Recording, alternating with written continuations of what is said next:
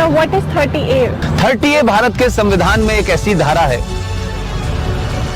ये धारा ये कहती है कि हिंदू अपने धर्म की शिक्षा नहीं दे सकता, अपने कॉलेज में नहीं दे सकता, प्राइवेट कॉलेज में नहीं दे सकता, इसके लिए कॉलेज नहीं बना सकता, और जो सरकार के जो कॉलेजेस हैं उसमें नहीं दी जा सकती। लेकिन एक धारा है 30, वो 30 धारा मुसलमानों को इस बात की इजाजत देती है कि वो अपनी मजहब की शिक्षा के लिए कॉलेज खोल सकते हैं, वो मदरसे चला सकते हैं, क्रिश्चियन अपने मदरसे चला सकते हैं, स्कूल इंस्टीट्यूशन चला सकते हैं जहां वो अपने मजहब की शिक्षा दे सकते हैं। मेरा सवाल यह है, क्या संविधान के निर्माताओं को इस बात का बोध नहीं था कि सिम्मी जी, अगर आप अपने धर्म की शिक्षा आपको नहीं मिलेगी तो आप में संस्कार कहां से आएंगे, आप में फेथ कहां से आएगा, आप वेद क्या हैं, पुराण क्या है, कैसे जानेंगे अगर आपसे कहा जाए आपको यह नहीं पढ़ना है।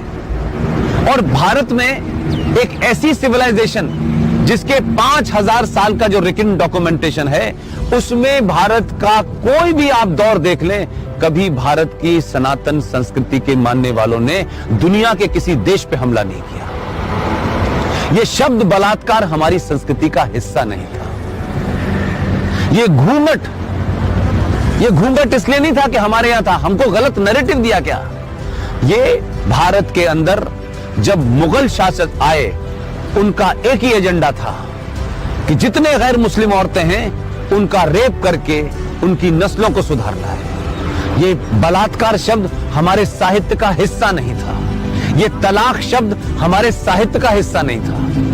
हमारी परंपरा और संस्कृति में 7 फेरे जीवन भर के लिए जाते हैं। इस्लाम में शादी is a contract between 2 people, it's a business.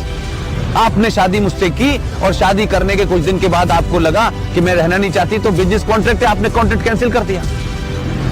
तो आर्टिकल 30A भारत के संविधान से हटना चाहिए। इस देश के 90 से 95 करोड़ हिंदुओं को उनका शास्त्र क्या कहता है, उनका वेद क्या कहता है, इसकी शिक्षा की इजाजत देनी चाहिए। और मंदिरों के ऊपर जो हिंदू पैसा चढ़ाते हैं, यह भी एक लॉ है जो नहीं पता देश को। भारत के जितने भी मंदिर हैं उस पे जो पैसा चढ़ता है वो सरकार के खजाने में चला जाता है।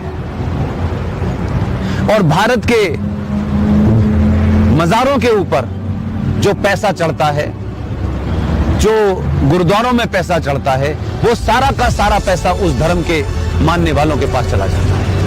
सिर्फ भारत के हिंदुओं का पैसा जो आप अयप्पा पे चढ़ाती हैं, जो महाकाल पे चढ़ाती हैं, जो वैष्णो देवी पे चढ़ाती हैं, वो पैसा सरकार ले लेती है। तो अगर भारत के मंदिरों पे चढ़ने वाले पैसे से भारत के लोग, हिंदू लोग, सनातनी लोग अपने विश्वविद्यालय खोलना चाहें कि हम सनातन के बारे में बताएंगे, पुराणों को पढ़ाएंगे, तो उसकी भी छूट नहीं है। ये संविधान में 2 धाराएं एंटी हिंदू हैं, इनको समाप्त होना चाहिए। और मैंने कल भी घोषणा की है कि अगले 2 साल में इसके खिलाफ भी मैं